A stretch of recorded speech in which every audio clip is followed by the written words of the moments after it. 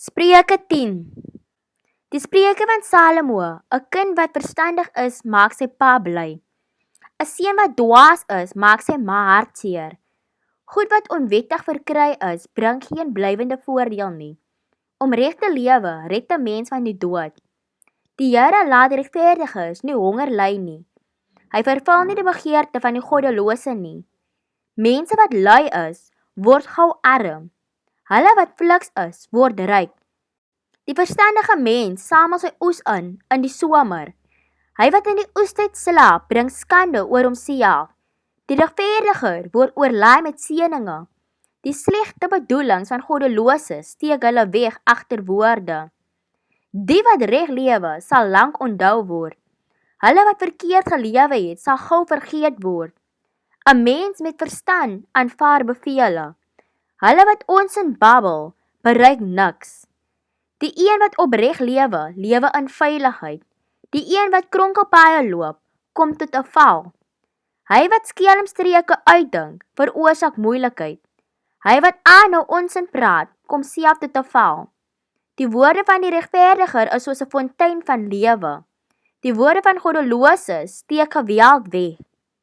Haat bring rusie, liefde bedek wat verkeerd gedoen is.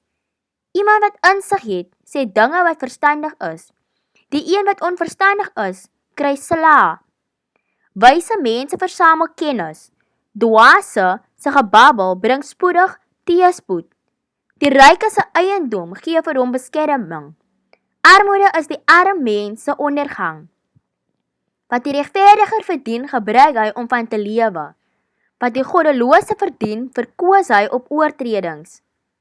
Mense wat hulle laat reghelp, is op die pad na die lewe. Hulle wat 'n regwysing verwerp, laat ander verdwaal. Wie sy hart agter woorde wegsteek, is 'n leienaar. Hy wat kinderstories versprei, is 'n dwaas. Meer woorde bring nie minder sonde nie. Hy wat sy woorde tel, is verstandig. Die woorde van die regverdige is soos gekeerde silwer.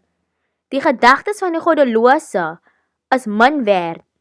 Die regverdiges bring lewe deur hulle woorde. Die dwaase vernietig hulle self weens 'n gebrek aan gesonde verstand. Dit is die Here se seën wat rykdom bring. Hy gee nie hartseer daarmee saam nie. Dit is vir die dwaas lekker om verkeerd op te tree. Mense met insig geniet die wysheid. Goddelose mense kom die dinge oor waarvoor hulle bang is. Die regverdige kry waarvoor hy gehoop het. Wanneer teëspoed kom, soos 'n stormwind, is goddeloses daarmee heen, maar die regverdiges bly stewig staan.